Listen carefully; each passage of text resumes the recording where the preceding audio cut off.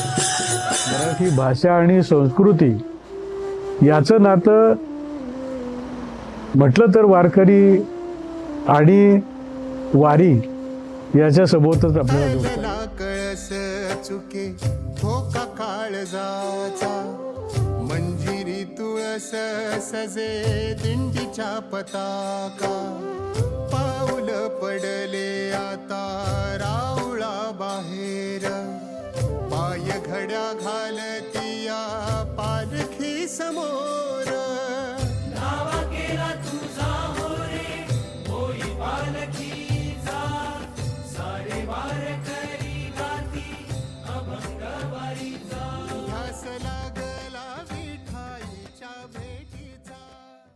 आपली मुळी संस्कृतीच त्याचा मोठा भाग हा आपल्या संतांनीच सांगून दिलेला आहे आणि त्यांची शिकवण हीच आपली मराठी संस्कृतीचा एक अविभाज्य भाग आहे.